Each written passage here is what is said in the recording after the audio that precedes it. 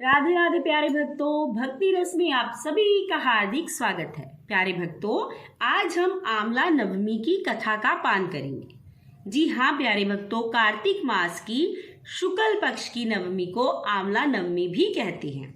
जैसे कि नाम से ही पता चल रहा है, इस दिन आंवले के वृक्ष का पूजन होता है।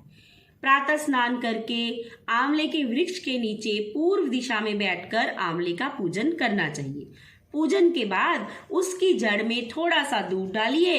उसके बाद पेड़ के चारों ओर कच्चा धागा बांधे।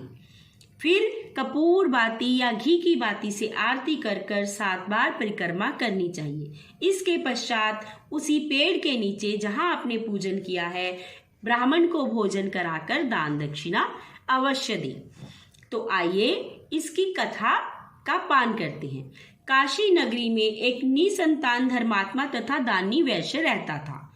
एक दिन वैश्य की पत्नी ने एक पड़ोसन से बात की तो पड़ोसन बोली कि तुम किसी पराये लड़की की बलि अगर भैरव को दे दो तो तुम्हें पुत्र प्राप्ति हो सकती है।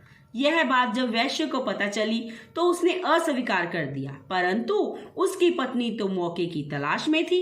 एक दिन एक कन्या को उसने कुएं में गिराकर भैरव देवता के नाम पर बलि दे दी। इस हत्या का परिणाम विपरीत हुआ।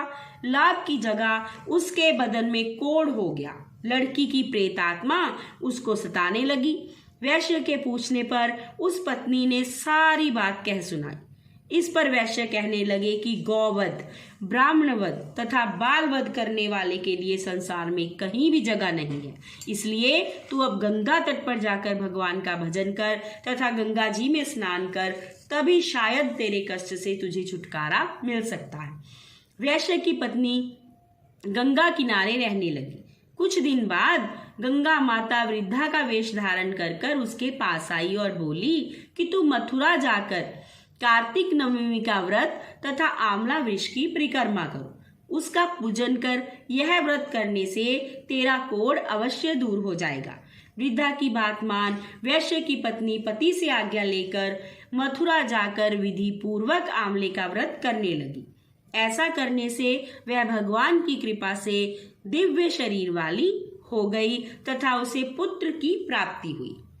प्यारे भक्तों, इसी के संदर्भ में एक और कथा आती है कि एक सेठ था जो आंवला नवमी के दिन आंवले के पेड़ का पूजन करता, ब्राह्मण को भोजन कराकर प्रसन्न करता, सोने का दान भी किया करता, परंतु उसके बेटों को यह सब कुछ अच्छा नहीं लगता था। इसकी वजह से उसके घर में कलह कलेश रहता। उस कलह से तंग आकर वह अपना जो गांव था छोड़कर दूसरे गांव में रहने लगा और जीवन यापन करने के लिए उसने एक दुकान कर ली। परंतु उसने दुकान के सामने भी एक आंवले का पेड़ लगाया। उसकी दुकान खूब चलने लगी।